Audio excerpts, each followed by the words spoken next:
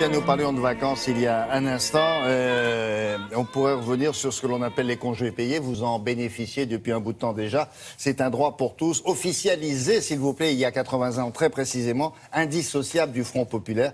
Et l'exposition dont va vous parler maintenant Sarah Doraghi parle de ça, justement. Il y avait des choses qu'on avait oubliées, probablement, sur le Front populaire. Oui, toujours les mêmes images. Hein. On voit des gens au train. Ils sont au train comme ça, ils disent au revoir, puis ils arrivent sur la plage. Vous ne pouvez pas les oublier parce qu'il y a des images. Il y a des images. C'est pour ça, il y a des images fixes dans vos têtes. Et ces images, on les doit à ces photographes.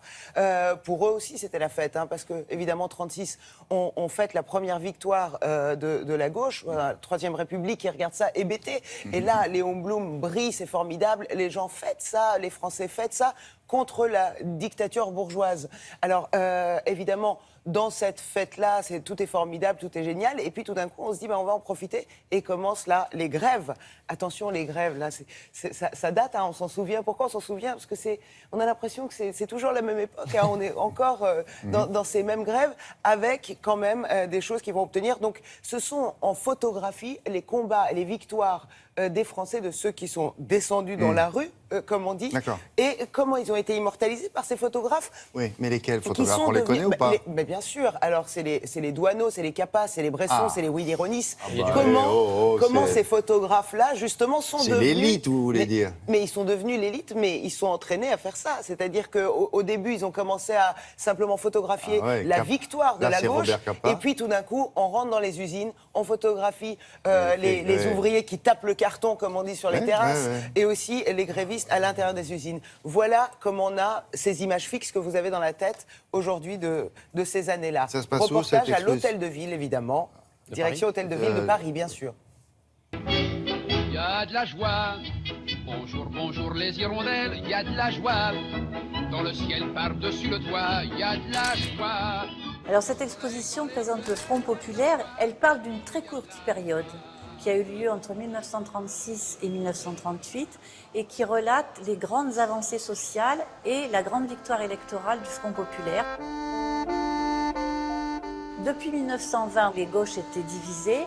Elles décident en 1936, dans un climat délétère fasciste, où les ligues factieuses se mobilisent, les gauches s'unissent. Et donc, ils mènent une bataille électorale et ils vont gagner les élections de 1936 qui va déboucher sur le Front populaire. Quand nous chanterons le temps des cerises et guerre rossignol. Il y a toute une génération de jeunes photographes que nous, on connaîtra beaucoup plus tard comme étant des vieux messieurs, comme Capa, Douaneau, etc., mais qui sont des jeunes gens et qui vivent le Front populaire et qui vont le photographier avec un enthousiasme et avec une modernité incroyable.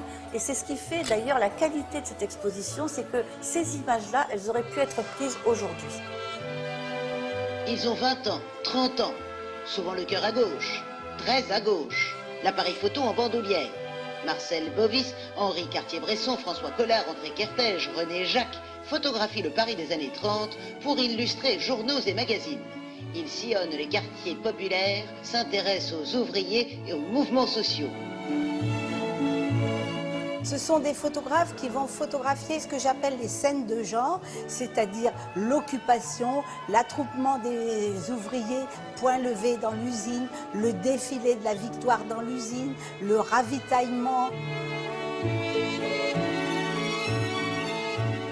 On voit bien le parallèle que font les visiteurs qui sont accrochés par des photographies qui leur parlent de l'actualité contemporaine.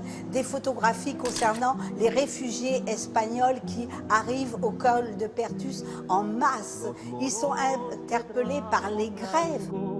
Il faut que le personnel puisse comprendre et s'adapter.